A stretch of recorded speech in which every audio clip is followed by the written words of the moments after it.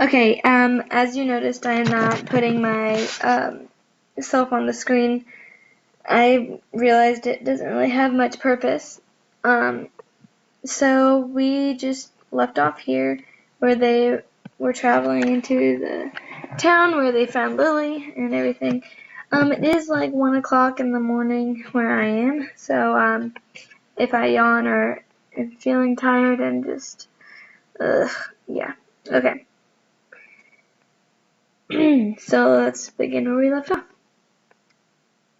Just as he kicked the wall one last time, we noticed the wall began to tear like paper. Josh looked down at his foot and realized he had tore what looked like a piece of painted paper away from the stone wall. He then began to rip away the remaining pieces of paper, only to reveal what looked like an outdoor basement. The doors were rustic and scratched, but we noticed that the metallic handle was clean, as if it had been tampered with. Josh looked over his shoulder to me, and I gave him a nod.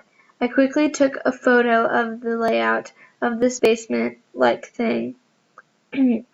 Josh then walked down to the doors and gave them a push, and to both of our surprise the doors were simply blocked by a plank of wood, which Josh was able to push away with ease.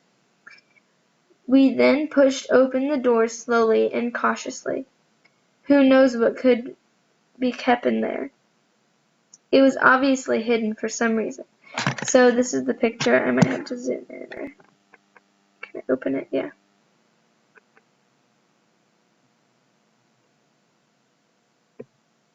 So see here the doors. Alright. Get a good look. Okay.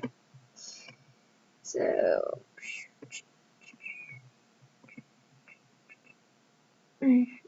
down or up too far.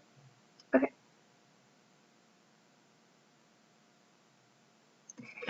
If only we knew what was coming. Okay. If only we knew what was coming.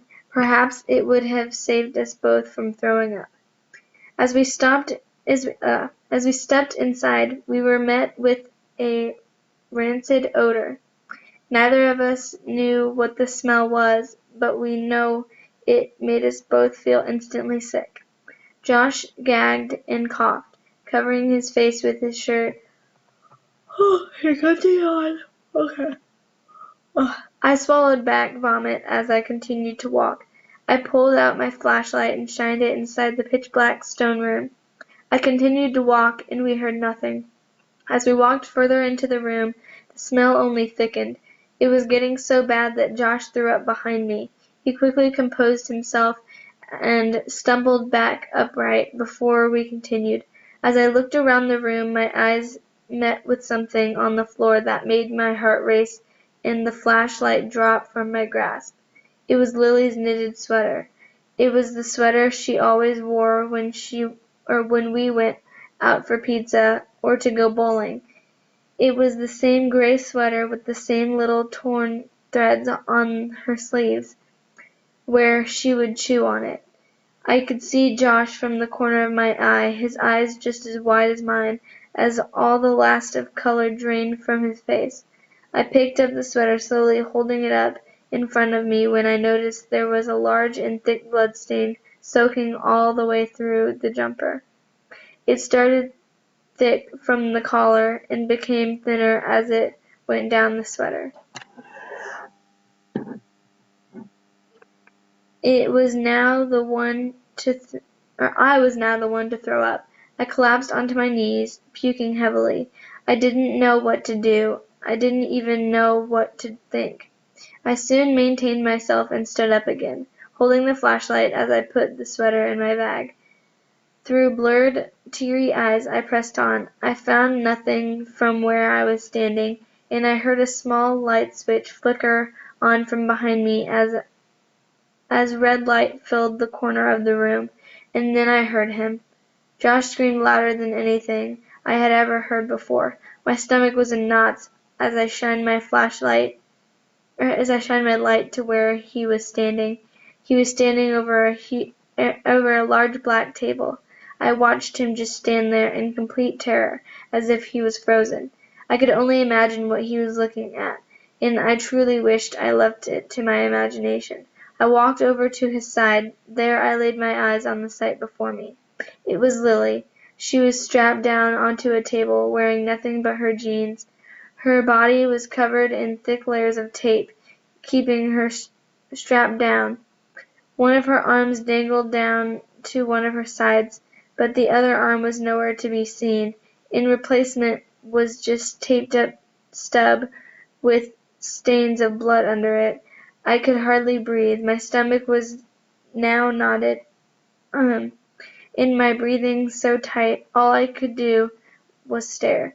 I looked up at Lily's face. Her head had been forced back, and we could see that her innocent blue eyes had been violently gouged out, and in replacement was thick black wax that filled up the empty eye sockets.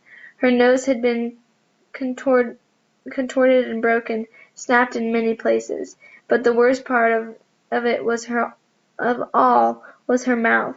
Her jaw had been forced open, and we could see her mouth had also been filled with the same black wax. Her teeth had been ripped out and misplaced in all different directions. I then noticed how her mouth had been stretched upright, her cheek tearing to reveal more teeth that had been pulled from her mouth. It gave her a contorted, horrible smile. Her face was covered in streams of her own dried-up blood. I stared at the hand that was holding the mouth open. It was her own. Her own hand had been stitched to the ripped cheek.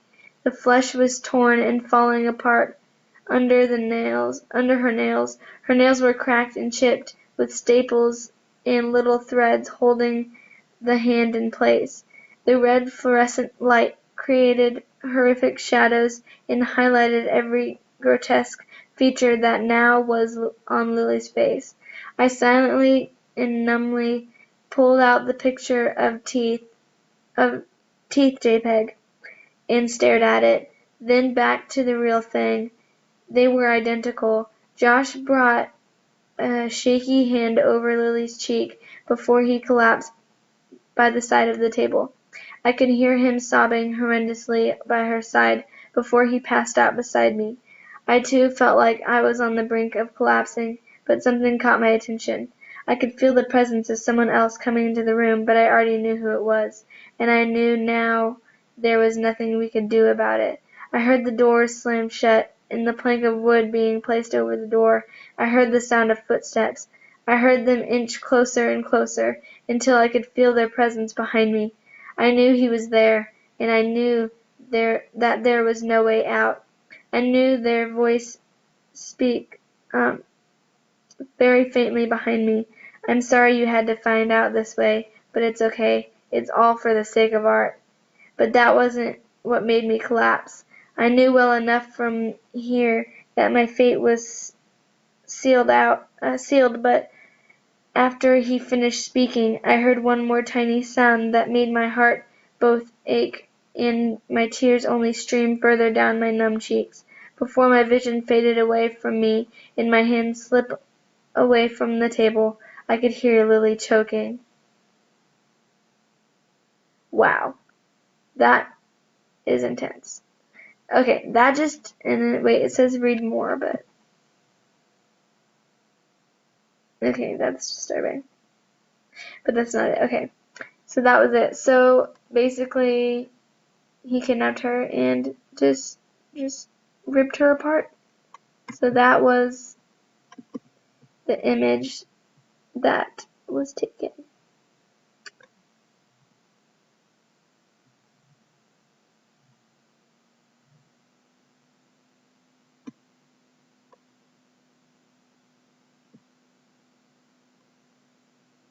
Oh geez, that's horrible.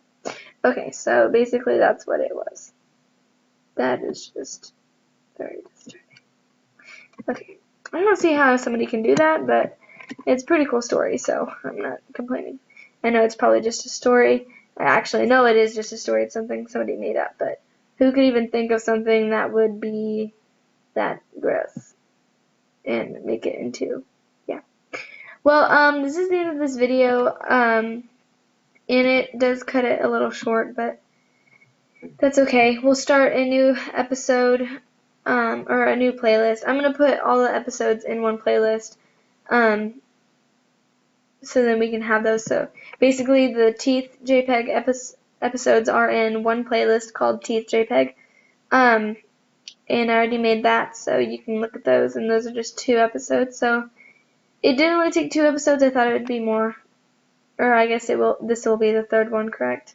Yeah, so it took 3 episodes. I thought it would be more, but turns out not. Maybe some other ones will be. So we will check later on, and see, we can look up some more creepypastas. Oh gosh, okay. Alright, well, I love you guys, so peace out. You can't see that anymore. Forgot, but yeah, peace out.